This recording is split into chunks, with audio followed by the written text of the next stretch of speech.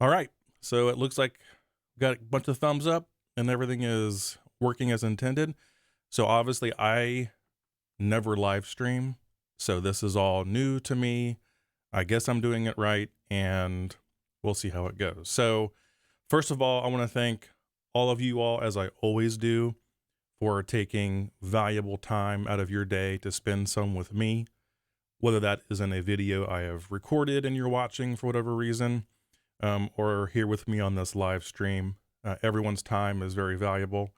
So therefore, I'm going to try to stick to less than or around 30 minutes max for this live stream. We'll see how it goes because I don't want to babble, too much. And I know it's the weekend and, everyone has other things to do here in the United States. It is Memorial Day weekend where we pay service to those we have lost in conflicts throughout our history. And a lot of people try to do things, of course, right now in the era of the COVID pandemic that has changed a bit. But here in my neighborhood, outside my window here in front of me, there are many people working in their yards and walking their dogs and trying to get outside the best we can. So we'll keep this to around 30 minutes and we'll see how it goes. So first of all, in the chat, tell me where you are. Tell me where you are watching this from. I'm always interested to see where people are watching from, and it's really cool to have viewers from all over the world. So as you all fill that out in the chat, I will tell you that I'm actually based in Ohio, here in the United States, near a city called Cincinnati, which is on the border of Ohio, Kentucky, and Indiana. So that's where I'm coming to you from. We've had some terrible rain here the past few days, and luckily the sun is out. So I might go out for a walk myself here in a little bit after this live stream. So as everyone knows, we're all doing the best we can during these very trying times here in the coronavirus era. And above all else, I want, the best for you all and your families and loved ones and colleagues and everyone else. So I hope you all are healthy. I hope you all are all staying safe and managing this, the best you can, because, I want to see all the great things you're all going to do in the next few years with the knowledge you gain through your education. So please stay safe and healthy, and we'll be together for many more years going forward. So I just want to talk a bit about the channel. Of course, this is the 8-year celebration of the channel, and I want to talk to you a little bit how the channel got started. So I think for some of you, it might give you some hope and inspiration if you're in need of it. And I'll obviously answer your questions as they come in. I guess it's also a celebration of 200,000 subscribers, which is insane. I never in a million years would have ever thought that I would hit 200,000 subscribers. I didn't even think 100,000 was possible. A quick funny story, and I'll get into kind of the channel beginnings and stuff. I went on a job interview once. This was about, 7 years ago or so. And when I was interviewing for the job, I was so proud to show them my YouTube channel that had 1,000 subscribers. It's actually kind of humorous now to think about it. But yeah, it's come a long way since. And actually we're at 205,000 already. So I'm very grateful and very thankful to all of you for making the channel a success. Without you all, it's nothing. And I look forward to helping you out any way I can in the future. So I'm doing this live stream by myself. So I'm trying to kind of keep an eye on the chat. If you see me look away or whatever else, I'm trying to manage everything here myself. So I'm not being rude or anything like that. So I'll try to pay attention to your questions and any comments and stuff like that I can address. And we'll go from there. So I don't go live very often because I don't think, my channel is really conducive to live content. I try to create videos and lessons for you that you can watch on your own time, at your own pace. And, you know, this sort of thing is not, I don't know, conducive to that sort of thing. But I wanted to do this for you all and to kind of celebrate the channel. So let me tell you a little bit about how this channel got started, because it's actually a really interesting, instructive story. And I think we can all maybe, you know, learn from it. So in the mid to late 2000s, I was working on my PhD, my doctorate degree at Indiana University in Bloomington, Indiana, a place that I still am in deep, deep love with, which anyone who knows me knows how much my heart is still in Bloomington. But anyway, so I was working on my PhD at IU Bloomington. And then, of course, 2008, 2009 happened. And, you know, the entire global economy collapsed. On campus, our assistantships, our grants, all of our funding collapsed. And, you know, there wasn't a whole lot to go around, and it was very, very tough to survive as a graduate student then, as I'm sure it is now, and it's going to be the next couple of years because of COVID. But anyway, so I had to abandon my PhD well into it because of the financial crisis. And at that time, I had a bachelor's degree in math and science education, a master's degree in curriculum and instruction, and almost a PhD in curriculum and instruction. And I had to give it up, primarily for the financial crisis reasons. It was hard to stay in Bloomington after that. So here I was, 35 years old, and moving back into my parents' basement. And I was back into the house I grew up in. And, you know, I was very depressed. It was a very, very sad time.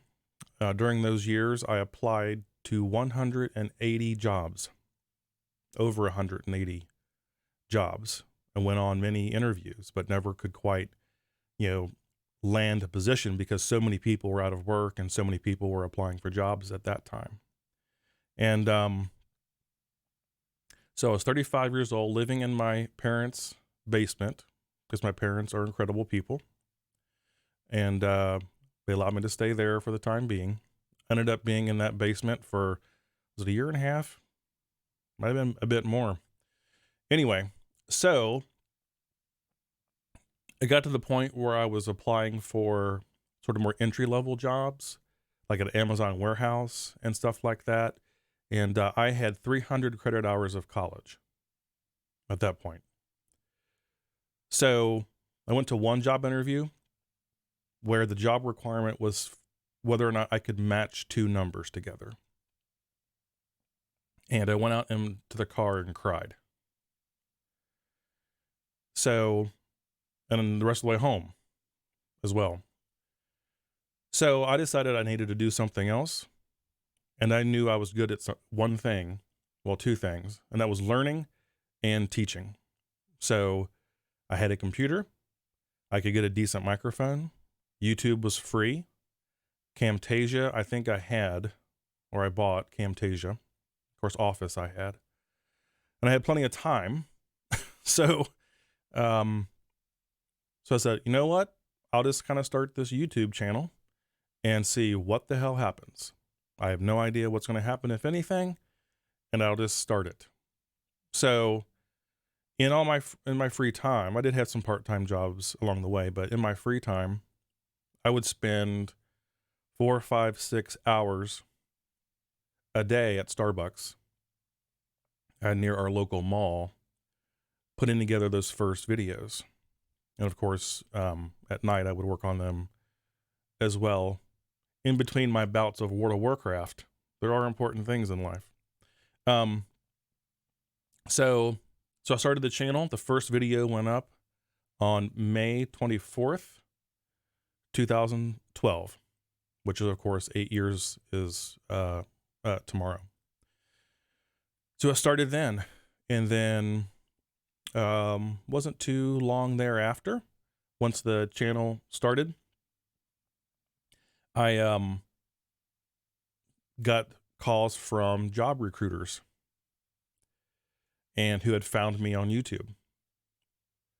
And by the grace of God, I was able to actually get a full-time salaried position for the first time in years at a small company that I actually still work for them. Actually, I'll get to that in a minute. But it's a company that makes training courses for like K-12 educators and things like that for compliance and what have you. So I was hired for that first full-time job because the recruiters saw my YouTube channel. And eventually that allowed me to move back out and get my own apartment, actually over by the university I went to undergrad at, and actually have my own place again. And, get up and go to work every day and come home every day, just like a typical person would.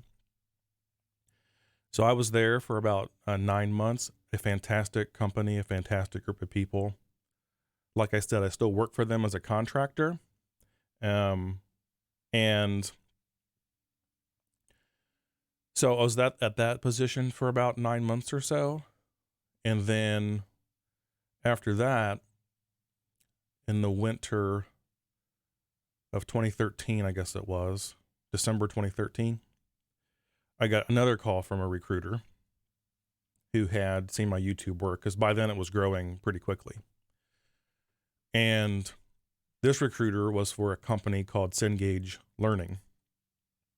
And so Cengage Learning is one of 3 large higher education companies. You have Cengage, McGraw-Hill, and Pearson, which I am sure you have heard of, McGraw-Hill and Pearson. Cengage is the third of the 3. People don't know that name as well quite yet because the company's kind of gone through some changes over the years and changed names. Used to be Thompson. You might have heard of Thompson. And anyway, so I had an interview with Cengage Learning. That was about over 6 years ago. Walked into the second person I interviewed with, walked into his office, and I looked at the name. I'm like, I know you. I know you. And it turns out that my manager and good friend and buddy at work now is I've known him since we were 8. And by the sheer chance, talk about statistics, random chance, I walked in his office and I had known him since we were both 8 years old. And that was the beginning of my career at Cengage. And I've been there as a full-time employee ever since. So what I will sort of like to encompass and all that for you to like understand and take from that is, even in the darkest moments and times, if there are things that you are good at and you have faith in yourself, there are ways to apply that and pull out of it. All during those really, really hard times living in my parents' basement, I never doubted myself. I knew that there were things I was good at, and I focused on using those. And luckily, I found a way to do it that would help the world.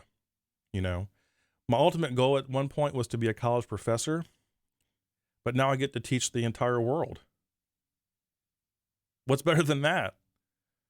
My classroom is the globe to anyone who can access it. So now I still work at Cengage full time.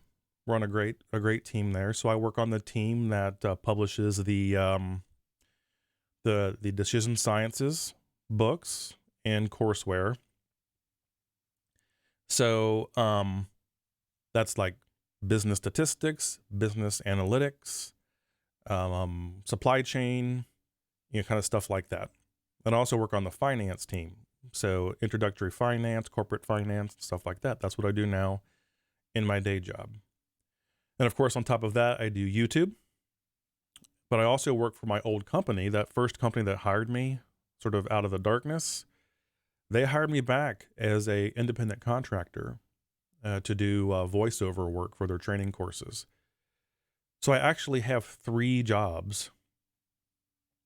I have 3 jobs, and it's hard to manage all of that. I also have a house that I have to keep up by myself. So, take care of the outside and the inside, and do all that myself too. So I think a lot of people ask why I don't publish videos more often or stuff like that, and there are several reasons that everyone should understand. Number one is that I do have 3 jobs. YouTube is just one of those jobs that I get some income from, and it's difficult to fit all that in and still like not go crazy, right? So I don't publish videos as often for that reason, but also because doing a video like I put together takes hours and hours and hours to do. So putting a video together, just doing like the research and doing the PowerPoints and doing all the math out and double checking everything, that alone can take several hours to do. And then recording it and doing all the editing and all that kind of stuff is several more hours to do that. So one video can take anywhere total from 8 to 14 hours to make one video, to get it from conception to live. So it just takes a lot of time to do. And if you want to do it right with high quality and everything, then it just takes time. Also, a challenge right now is that my primary place where I do video work for YouTube is Starbucks and like Barnes & Noble and other coffee shops. I just like to work in coffee shops, and they're all closed right now. So I'm not as productive because the places I like to work are closed. So I'll kind of wrap up this portion of the stream to just say that life throws you curveballs all the time. It's a series of ups and downs, and you go forward, then backward, and then you do a U-turn and go straight, and then back up again, and then go down, and go up. Life isn't linear, and all of us are going to have those moments when we have to just dig deep and find whatever is, we're good at and we love to do, and just go forward towards that as fast as possible. And sometimes that requires sacrifices, and that is the way to go forward. So anyway, so that is actually how this channel was started. This channel actually started from a very dark place in my life, personally and professionally. And here I am. I survived, so anyway, so I'm looking at the chat here, and a few people have posted some questions. Thank you all, first of all, for the amazing comments. I love you all too. You're fantastic.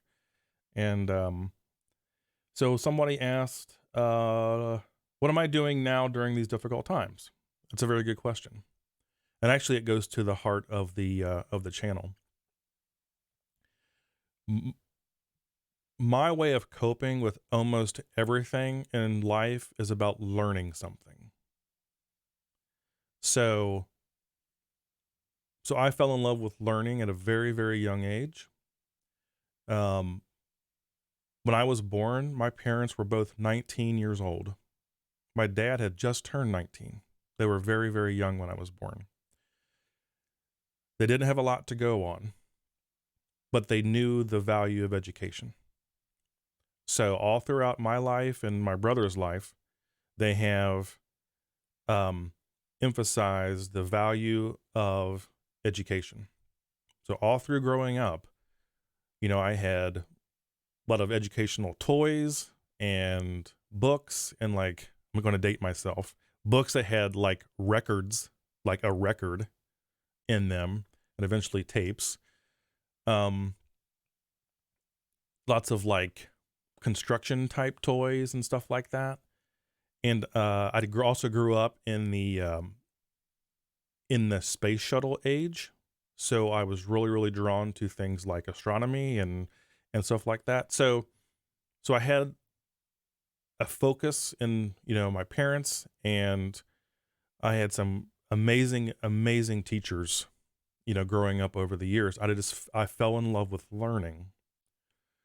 So fast forward to now, my way of dealing, luckily, with the coronavirus situation is that it has, in a way, it's been good for me personally.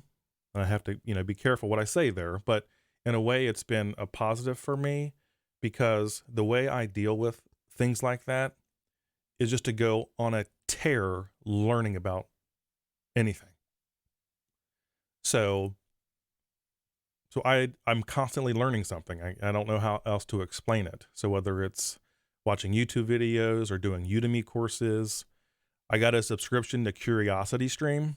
I'm not sure if you ever heard of CuriosityStream.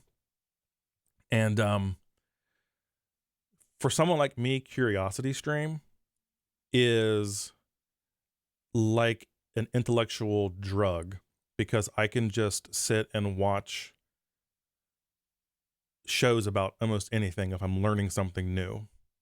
So the other day I was talking, to some people at work and things like that. And I was like, they're like, I'm watching Ozark. And I was like, I'm watching a show on the science of bubbles, because it was interesting, so I've been watching shows on quantum mechanics and volcanoes and all kinds of stuff, because I just find it interesting. I'm also doing a machine learning course on Udemy, and that's hard for me because coding is not my forte. So it's hard, but I got to challenge myself. So I'm dealing in large part with coronavirus personally by just immersing myself in learning things. That's when I'm at my happiest, is when I'm just learning something. So professionally, I work for a great company, Cengage, who has been fantastic during this time. We've been working from home for almost 3 months now. And, luckily I have a good computer set up here where I can work in the comfort of the house and have coffee brewing all the time upstairs and just relax. So my company has made it very, very easy to work from home during this time. I don't mind being a sort of a homebody, because I have plenty to keep me busy. I'm never bored. Like, the word bored doesn't exist in my dictionary, because there are I always say that I have 37 hobbies, because there's always something interesting I can do and go on. So that's kind of how I'm dealing with COVID. I am looking forward to getting out and getting back to coffee shops and, bookstores and local restaurants and stuff like that here soon. I do miss some of the camaraderie at the office, with my friends and colleagues and stuff like that. So I do miss that a bit, but I'm safe. I am healthy, and I work for a good company. I have great friends and family, and that's all that matters. So that's how I'm dealing with the coronavirus. So I'm looking at the chat here, and there's some really good questions. I'll go ahead and address those. So what do you expect from the learners? So I assume that you're talking about on YouTube.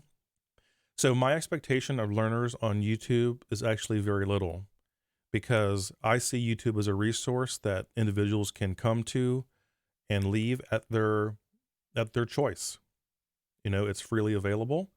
So if you want to, watch this, that, or the other, that's really up to you. If you want to take notes on it and stuff, that's really up to you. It's just a resource that you can choose to use however you want, however it's useful. I do think, however, that it is beneficial if you're watching a video to watch it once and then go back maybe a little bit later and watch it again, or take notes on it as you're watching it. And it's just like any learning process. You have to like circle back and revisit and spiral back and layer your learning over time. So I go on Udemy, I'll go back and do a course again, the same thing I did months ago.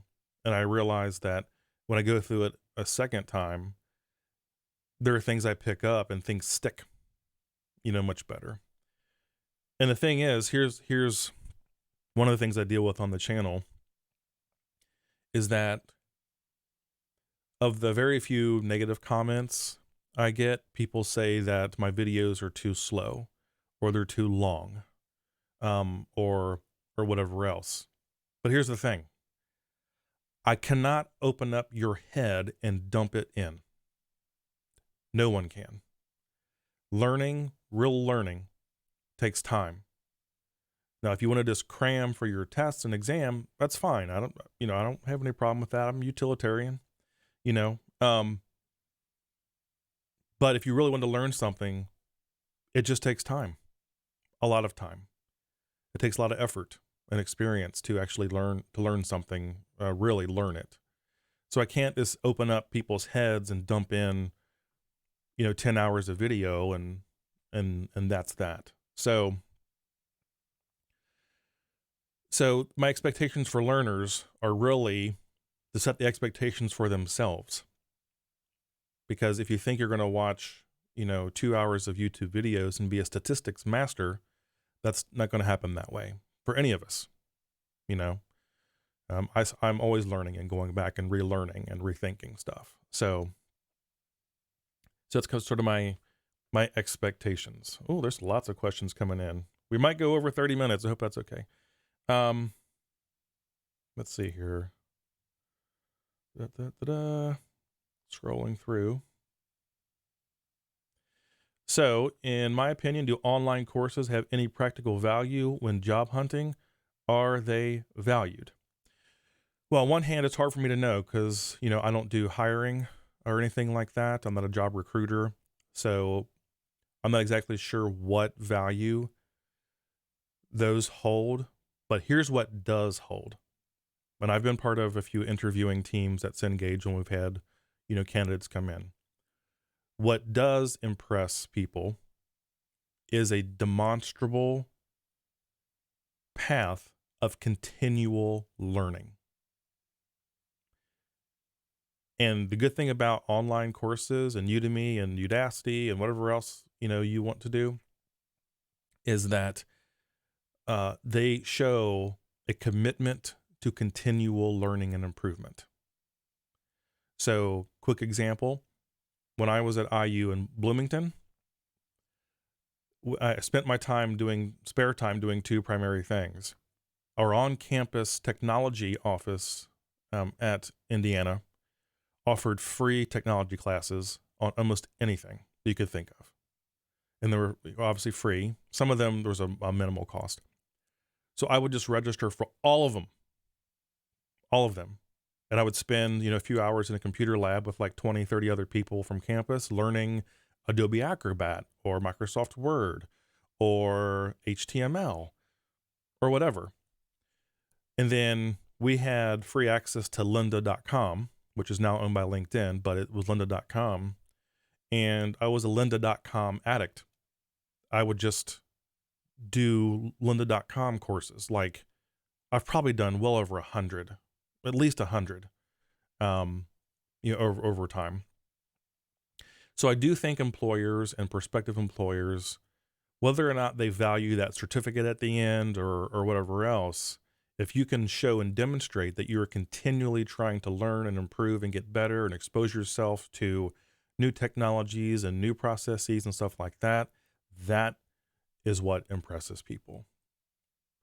Not really the individual course itself. And that includes like going to conferences if you can, and just documenting everything you do. So let's go here.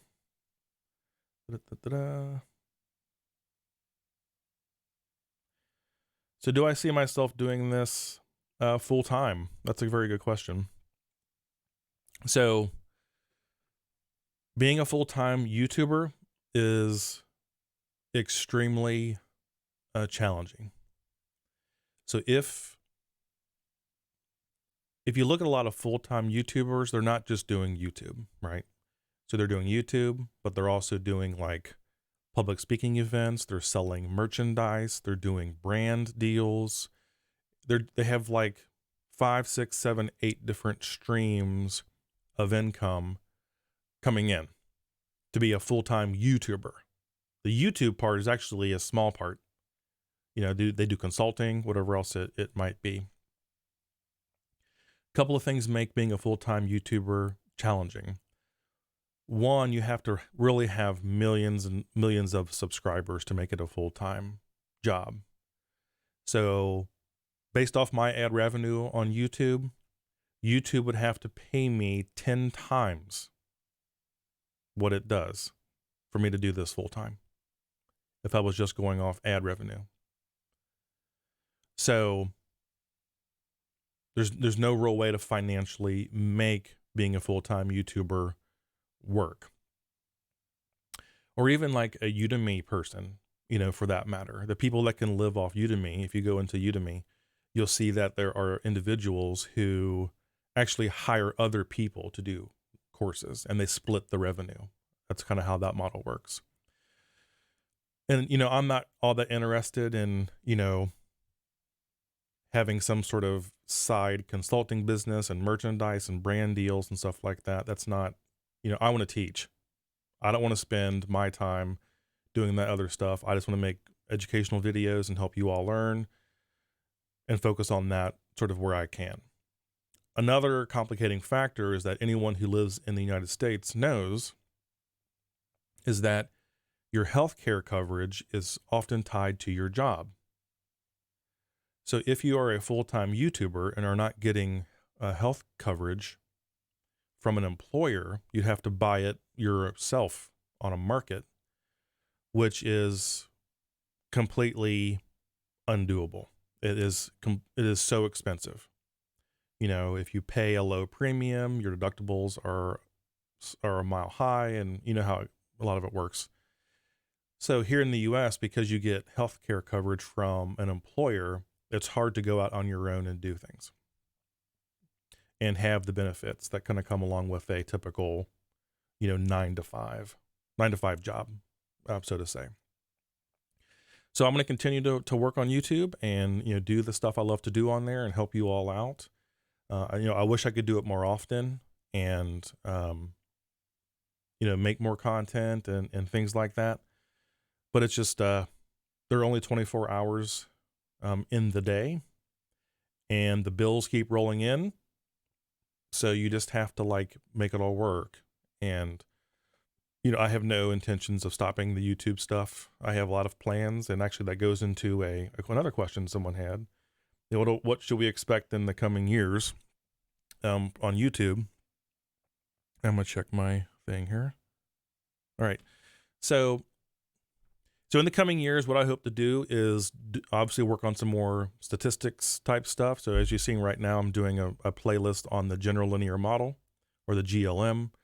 So I'm going to keep working on that and get into different types of regression, like forward and backwards and best subsets type regression, just kind of an overview of what they are and stuff like that. I do have a few time series videos in there, but I might expand on that. One long-term goal is to do a whole new sort of series on finite mathematics. So when I was at Indiana University, it just kind of turned out that I became the finite math tutor on campus. That's a big campus. So you had a lot of students that were in the business school, especially, that had to take, it's called M118, finite mathematics. It was like a course you have to take and pass, you know, to get into the business school. So, I had linear algebra when I was an undergrad and stuff like that. So I had to refresh my memory you know, on all kinds of probability and matrix operations and stuff like that. But eventually I became the finite math tutor on campus. And I was actually making more money as a tutor than I was as a grad teaching assistant. If you're just looking at stipend, you know, stipend versus tutoring money, that's how much I was tutoring. And it was constant, like multiple days a week for hours in the evenings and stuff, tutoring students in finite mathematics. So I think maybe at some point I might make a whole new series on finite math. 'Cause I have like 3 binders right here off to my right, full of finite math material that I could turn into some great YouTube content. So that's one thing. Yeah, so I have lots of plans, you know, for YouTube. It's just kind of finding out the time and stuff to do it. So we'll see where it goes, but I'm not going anywhere. And I know that a lot of my viewers are, as they kind of move up, like from maybe like, you know, a statistics course into like more of a business analytics course, you know, and they kind of move upward and stuff like that. Need that kind of content. So I might do some more business analytics type stuff. So the, you know, descriptive, prescriptive, and predictive type, you know, stuff in business analytics, and so on and so forth. So we'll see how that goes. But it's just, again, there's only so much time in the day for me to do stuff, because I do have a full-time job, and I also do voice narration and stuff. So it's just trying to make it all work. And a lot of this, almost all the work I do, I have to do alone. Like you can't, you know, it's like you can't, you have a noisy house full of people and dogs and stuff like that if you're making YouTube videos or doing voiceovers. So it requires a very specific setting as well. So yeah, more videos ahead.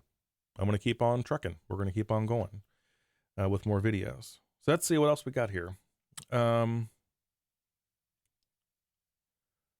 one here at the bottom. I'll scroll up and see if there are any other questions. Yeah, if you have any questions, just drop them in there. So what do I think about the Patreon model for education? Again, it's my philosophy is to put as little time and financial pressure on the people I teach as possible. So as soon as people start giving you or trading their money for something you provide, like directly, that sets up a different dynamic. It sets up a supplier-customer dynamic. And I don't want to see my students as customers. I know that sounds weird, and I probably maybe lose out on some money that way, but I don't want to see you all as my customers. So if you go on YouTube and you watch the ads in the video and stuff like that, that's how I get paid. You know, on my blog and website and stuff, there are places where people can make a donation if they want. You know, a few dollars here and there, that goes a long way on my channel. So donations. And then I have the video companion guide PDFs on my website as well, where you can download those. You can buy those PDFs. You can consider it a donation to the channel, but instead you also get a PDF. So if you're thinking about donating $20 or $25, just go get a PDF. That way you actually have something tangible for the $20 or $25, you know. So I try to stick to ad revenue on YouTube because people are used to that, donations, and then selling some of the PDFs, you know, if people want them to study from. You know, the PDFs do have all the slides in them. They have the whole transcript of the video in them, places to take notes in there. So, you know, so that's another way I make a little bit of income. I'm on the channel. But overall, YouTube is not a whole lot of income, and it's just it's something I do because I love to do it, and I know people need help from it, and that's why I do it. I don't do it for the money, you know.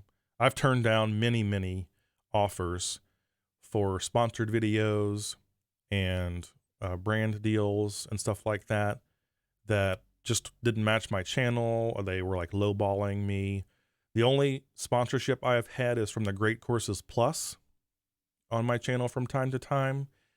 And the reason I chose the Great Courses Plus is because right behind me, I have a massive stack of Great Courses Plus DVDs. Actually, that's how old they are, that I bought years and years ago. So I was a customer of theirs for a long time.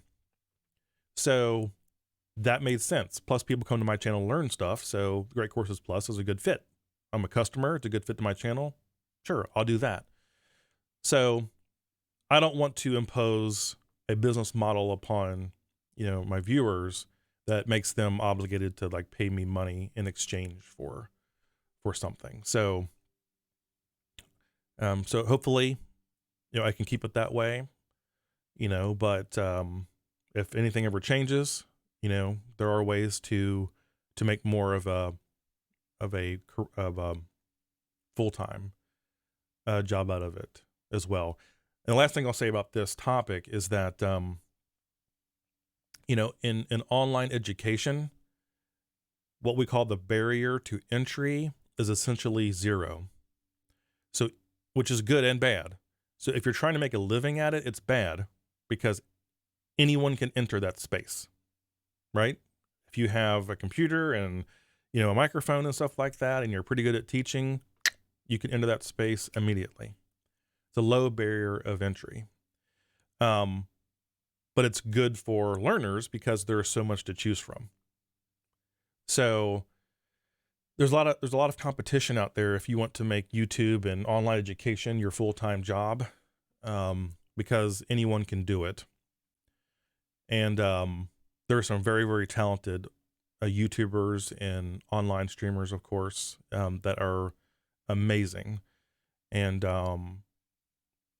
for me to be even mentioned in the same paragraph as like a Khan Academy, I don't even think is real. But you have, Josh over at StatQuest is awesome. There are all kinds of fantastic YouTubers in this space that are really driven towards helping you and helping you learn. So my goal is to keep it that way as long as I can, because once this becomes a business model, the decisions you make start changing. When you have to pay your mortgage or your rent, you start making decisions differently than you do if you're just doing it because you love to do it and help people out, So, all right. So we'll go for a few more minutes. This has gone longer than I anticipated, but that's fine. We're having a good convo here. Let's see. This is a good question or comment, which I'll address. So a lot of the times I get asked, if I would go into more topics like machine learning and stuff like that. And maybe. The answer is maybe. And I'll tell you why. Number one, there are already some amazing machine learning and data science type channels out there. And of course, on Udemy, there are hundreds of courses on that. So I think that space is actually very well represented in online education and stuff like that. But what I do see is, many learners who are going into machine learning or data science that don't understand statistics, or have a full, deeper understanding of statistics. That's not everybody, but I think when something becomes hot, like, a buzzword like machine learning or AI or whatever it is, sometimes people leapfrog over some of the foundational content, like finite mathematics is obviously very important. If you don't understand how matrices work, it's hard to go into Python, and work in arrays, unless you're just typing in a bunch of stuff and it spits out numbers and you don't really know what they mean. So I think my my space in online education is that sort of foundational, fundamental understanding of, in this case, statistics, if I do finite mathematics and stuff like that, that then prepares learners to go into more advanced stuff and actually understand what is going on. Like if we're talking about imputation, what is median imputation or mean imputation or most frequent imputation? How does that affect the distribution of your variable? Because it can really screw it up. So I just think it's important to understand the foundational aspects of these topics, and then people can go on into the more specialized areas. And honestly, on YouTube, it's better to have sort of a broader base, a viewer, because that's kind of where everyone comes in. Then there's a funnel where people go into more specialized stuff. So I like to stay at the base of that funnel. It's broad, where anyone taking a statistics class in this case can come to the channel and get some help if they need to, So let's see. You are so nice. Thank you so much. In my experience, what are the pros and cons in regards to master's and PhD while job hunting?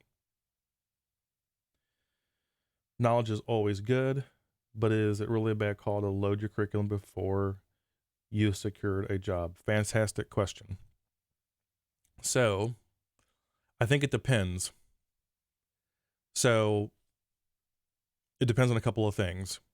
The specific field that you're interested in, what your ultimate end goal is, of course, and then the expectations of employers, because those things all have to find some equilibrium, and they won't be the same for each situation. So I do think there's a lot of value in master's degrees. So a master's program really, for the first time in most cases, allows you to focus on one specific area without doing a bunch of general requirements, which I think are important in undergrad. But the master's program allows you to really focus. It also allows you to build relationships, with your thesis advisor. You oftentimes get to work alongside your professors in practical settings. So I think a master's degree is very valuable. And if you can do it, and there's nothing wrong with taking some time between an undergrad and master's degree to get some real life experience and stuff like that, perfectly fine. But I think a master's degree can be valuable. It's a good place to focus on an idea. A PhD, which was my original goal because I wanted to teach in higher ed, that's a bit different. Like if you're getting a PhD, you're obviously either thinking about working in higher education and being a professor and a researcher and stuff like that, or you may go into an industry that requires or likes to have PhDs in certain fields. So a good example is, 2 miles away from my house and right across the street from where my day job is a massive Procter & Gamble research facility. I mean, you can see the thing from space. It is huge. And that's because Procter & Gamble is based here in Cincinnati. Well, they have this research institution, this research plant up the street, and they hire a lot of PhDs, which makes sense, right? So it really depends on what your end goal is and the expectations of your potential employer. But I will say that I think this is a common feeling among a lot of people that do data science and statistics and machine learning and stuff, is to have a portfolio of work. Doesn't have to be anything really crazy, I don't think, but just have some artifact, some examples of real projects and work you have done, whether it's on your own or for a client or whatever else, and have that evidence that, yeah, you went to school a lot, but you can also do things. You kind of, have both. So that's what I would recommend is, yes, focus on the education side of it with advanced degree, but also have artifacts of your abilities and your work. And you can work with other people and share that sort of thing. And also go to conferences if you can. Conferences are a great place to network. It's very difficult right now, obviously, because of coronavirus. But if you can swing it, go to a conference or two and meet people and get their cards and look through the program and go to the sessions and ask questions, and they're fantastic too. So, all right, a few more minutes, I think, and then we'll wrap this up, and maybe we'll do it again at some point. All right. Let's see here.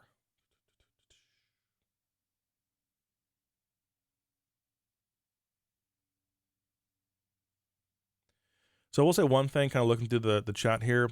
One thing about YouTube that is important to understand is that channels that focus on a more narrow thing do better.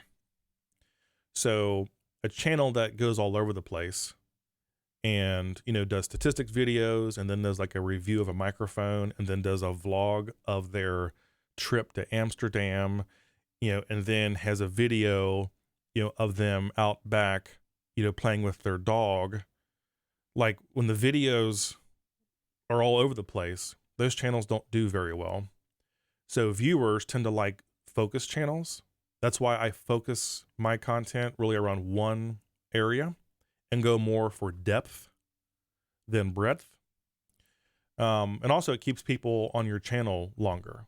So, I know people, I can tell by the analytics that people binge watch my channel, and they'll watch video after video after video. And that's good for me, and it's also good for them because it keeps their learning consistent, and I try to keep it consistent too. And I haven't changed really the layout or look of my videos since I started. And that's because even though they kind of look ugly in a way, they're kind of that brown orange color, but oh well, that's what I picked at the time. I keep those consistent because it let students know that it's the same thing from the same person and the same style and the same way, and people tend to like it. So question, do I like to travel? Yes. I love to travel. Love to travel. A lot of the great trips I've taken have actually been through work, which has been great, around the country for conferences and things like that. And then on my personal life side, I've taken several trips over the years. So I do like to travel when I can. And that's something I hope to do more of after all this is over, and after I'm in a better financial place to travel some more. There are so many places in the world that I want to see. Because I know, and not to get too philosophical on you, the thing that drives me is my mortality. I know that I'm not going to live forever, and I'm not going to be young forever. My body is already telling me that I'm not going to be young forever. So I want to, see as much of the world as possible.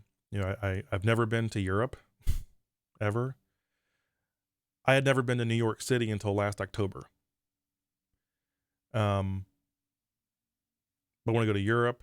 I would love to go to India, but shout out to all my India people out there. 20% of my viewers come from India, and I would love to go there and see the wonderful, beautiful, nice people of India, a beautiful place. I'd love to go there someday. I'd love to go to Japan or someplace like that, So, yes, I would love to. I love to travel. I would like to travel more, but right now, obviously, all that is on hold until we get through a lot of this kind of stuff. So let's see. Maybe one or two more questions and I'll let you get on with your day. And my plan for the day is to do nothing. So let's see here. What are the skills that you should have to be competitive? Here is this is a very good question. And this is maybe some of the most valuable stuff I could tell you about, at least how I see working and jobs and stuff like that. So when we go to apply for a job, we're obviously competing for those positions with other people. But I think that's the wrong way, or not the wrong way, but not the best way to go about thinking about how to approach that situation. So I think it's important to be a highly qualified, well-educated, job candidate. That's sort of the basic entry. But what I can say, oftentimes that's not what gets you hired. At least here in the United States. I don't know what the job situation and market and process is like outside of the US. But I can say here, a lot of people's qualifications tend to be fairly similar, in that ballpark. Because if you get to an interview stage, they've already sort of selected individuals that have the same qualifications on paper. What will get you the job, in my opinion, is if they can see themselves working with you for years to come. Are you personable? Do you seem like you're easy to get along with? Do you have good references? Do you seem difficult? Do you seem overbearing? Or are you more easygoing? So I think in general that some of the best skills you can have to be competitive, you'll never learn in a textbook or or something else like that. They are soft skills, they are personal skills, they are social skills that will keep you at a place and demonstrate to the individuals doing the hiring that they want to spend their time with you and you're easy to work with. So all the qualifications, are one thing, but some of the best skills to have actually just come through your personality and your philosophy and view towards life, so let's see.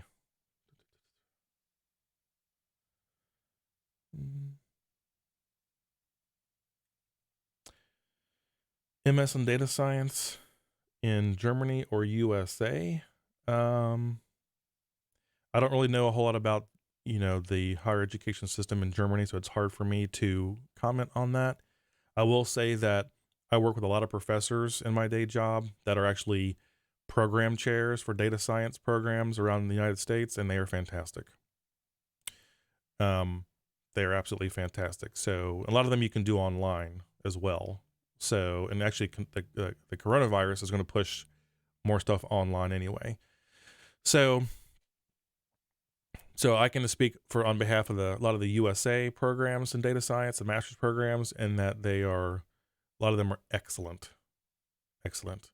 Wake Forest is great. We work with a professor at Wake Forest. University of Cincinnati has a great one that I know of. It's down the street, and I work with some professors there. And there are others. There are many others. So there are good programs. What's a good example of a project portfolio for data science? The best project or portfolio item you can have is one that is centered around solving a problem.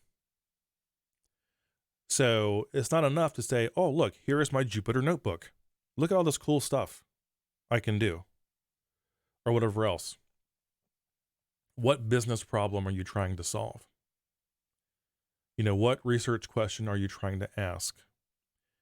So pose a question or a problem, do your data science then to best answer that question or problem, and then communicate it. That's the last step. You have to be able to communicate that to the end user.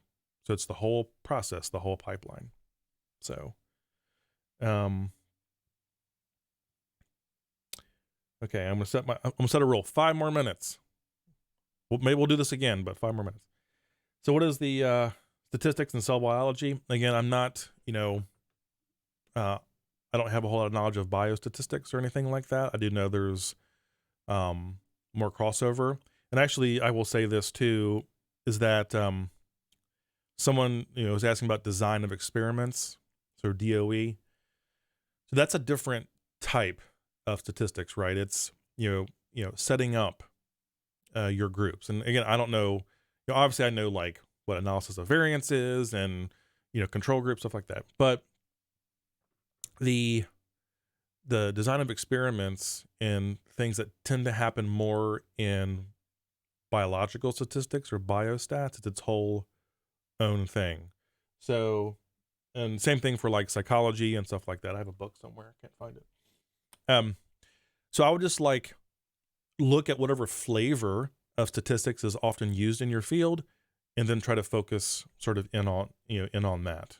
But again, don't relegate yourself to just learning the statistics. Learn how to formulate problems. Learn how to ask questions. Statistics is just a tool, right? It's just a tool that you're using to answer a question or solve a problem, and then communicate that to the end user. So, all right, last question, and then we'll see about maybe doing this again at some other time. Okay. So this has gone much better than I thought. I thought there'd be like 2 people in here. So, we'll do this again sometime soon. So what are some data science business analyst books? Well, obviously there are so many books out there. Now we'll caveat this. There's a disclaimer, right? I work for a publisher. So we publish books and make online courseware. So you got to keep that in mind. This is kind of crossing the streams, so to say. So, so the book that I'll show you, this book. This, see that? So this is obviously one of the books that I work on that we publish. Statistics for Business and Economics. Now, though, I'm not here to plug this book. Okay, this is not about that at all. But someone asked, so here it is. The thing about this book, and this is another oddity in the story of my crazy life, is that, so this is the 14th edition of this book. Many years ago, I found the 10th edition in a half-price books or something like that. And I bought it, took it home. And I was like, you know what? I really love how these authors write. They write in a very clear manner.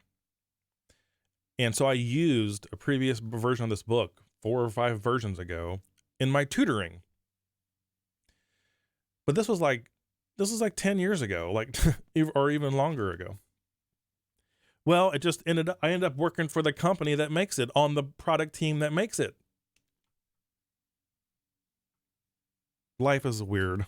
So this is a great stats book if you like clarity. If you want a book that matches kind of how I teach, this would be it. Let me see here. Sorry, I got to get up.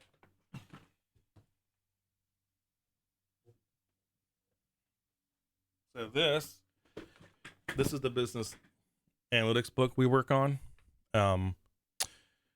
This is the by far the market leader in business analytics. Again, it's actually the same author team that writes the other one. So these are the same author team. So if you like one, you're going to like the other. So these are great books. Now there are, and again, I work on the team that makes those, so I'm a bit biased, but they're also the market leader and have been for a very long time. So it's just not my opinion. The market has that opinion of those books.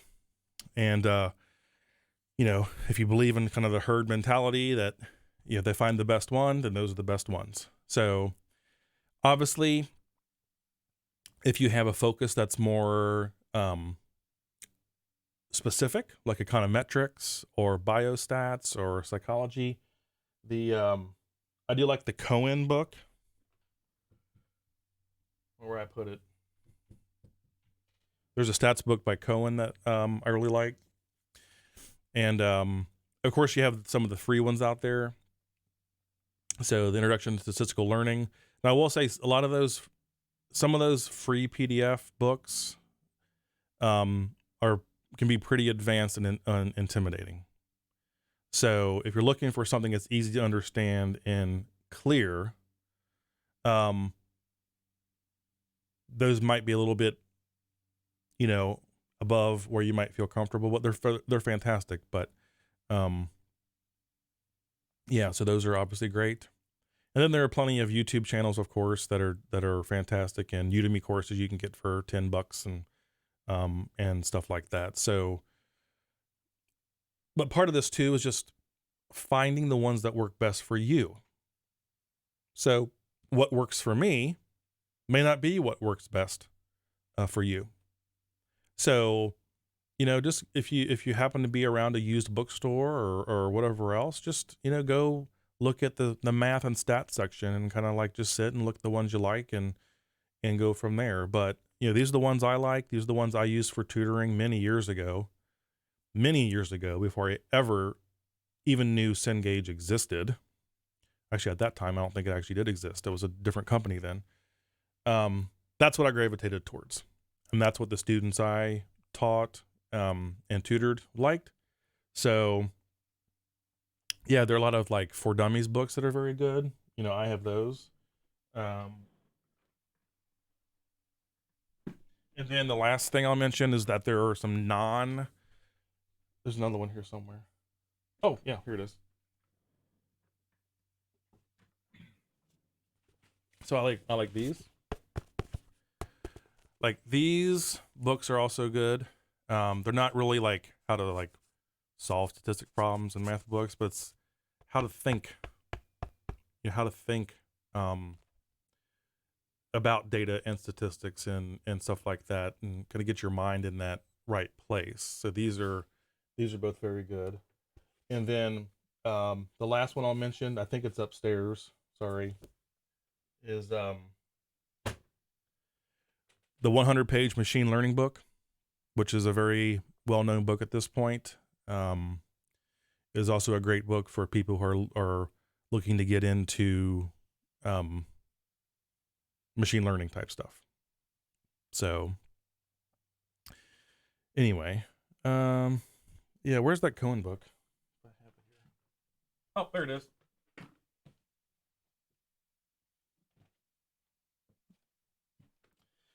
So, so this Cohen book I have is actually an old one. It's Explaining Psychological Statistics. This is a second edition. I'm sure it's probably in a new edition now. But if you're into more like biostats and psychology and stuff like that, this might be a better option. So there's more in here about experimentation and stuff.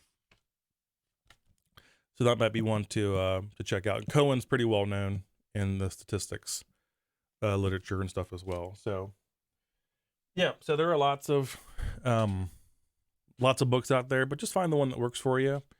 And you know, a lot of these you can find used in previous editions. You can just kind of buy online or go look at in a used bookstore and just find out what works for you. So all right, well, I like to talk, as you can tell, so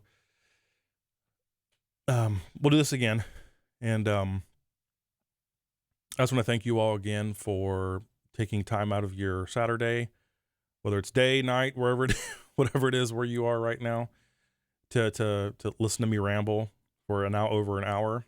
And I just want everyone out there to know that there are people like me and other YouTube channels and stuff that are really committed to education and helping you out the best we can. The challenge for a lot of us is that many of us do have full-time jobs and can't do this stuff all day, every day. And we're just trying to do the best we can to get some of the content out to you that we are able to, but we are committed to education. And, luckily YouTube allows us to reach the entire world, through that. So again, is my nephew in here? Oh dear. That's definitely time to go.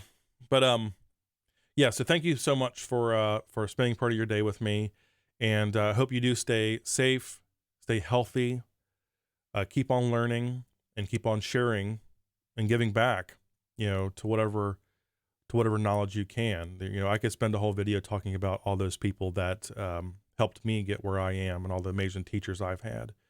So just pay it forward when you can, and take care of each other, and I will see you again in the next video or next live stream. So take care. Bye-bye.